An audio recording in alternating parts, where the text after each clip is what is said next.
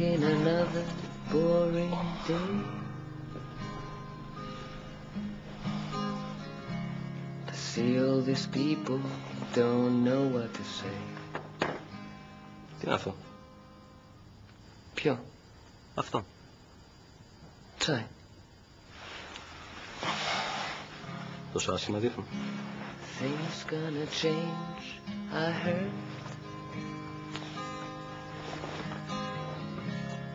By the time I'm gonna be dead. Τι θα πει αυτό?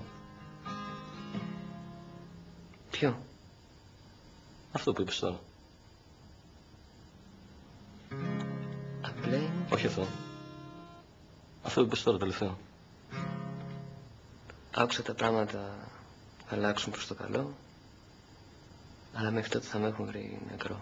Κάπως έτσι. Σωστό, μου αρέσει.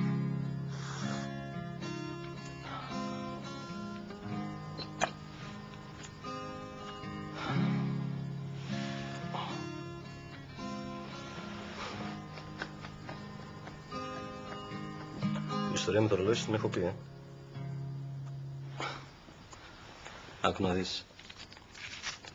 Σε κάτι μεγάλες εταιρείες στο εξωτερικό έχουν βρει έναν τρόπο να ελέγχουν τους υπαλλήλους τους. Να μην πλουφάρουν την ώρα της δουλειάς και τέτοια, ξέρεις. Τους έχουν δώσει λοιπόν όλους από ένα ρολόι που είναι μαζί και μπομπός. Κανονικό ρολόι με λουράκι σαν και το δικό μου. Την αράζει λοιπόν ο Χοντροκαριόλης, ο διευθυντής στο γραφείο του. Δεν μου λες? Σε ενδιαφέρουν αυτά που λέω τώρα? Ωραία. Την αράζει λοιπόν ο Χοντροκαριόλης, ο διευθυντής στο γραφείο του, μπροστά σε ένα μεγάλο πίνακα που δέχεται τα σήματα από τα ρολόγια. Και βλέπει, ας πούμε, τον υπάλληλο με το ρολόι νούμερο 1 να έχει ξεχαστεί με τις ώρες στην καφετέρια. Τον υπάλληλο ρολόι νούμερο 2 να φλετάρει με την κόμμενα ρολόι νούμερο 3.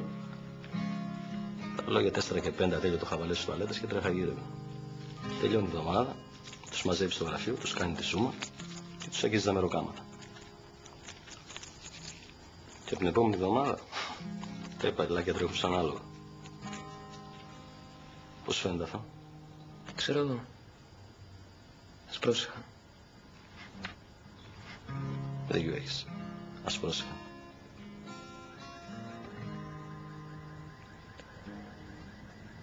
Θες να ακούσεις και τη συνέχεια? Μπα. Έχει και συνέχεια.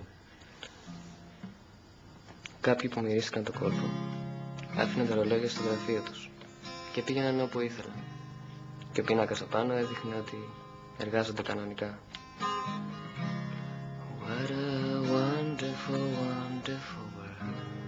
Αλλά τους ανακάλυψαν και αποφάσισαν να τους κάνουν εγχείρηση και να τους φυτέψουν ένα πομπό εκεί που βάζουν το ρολόι, Έλα, πούστε.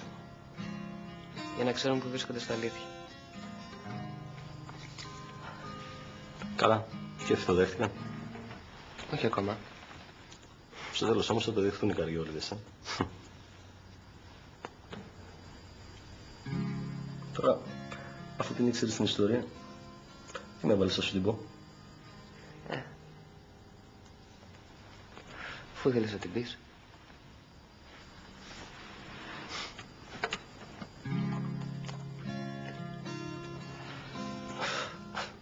Γι' αυτό δεν γουστάρω τη γαμμένη τεχνολογία.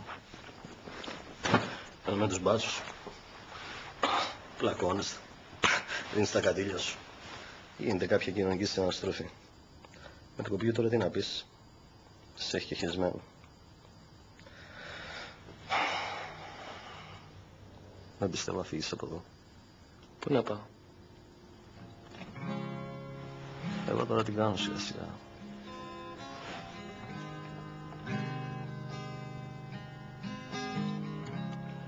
What a wonderful, wonderful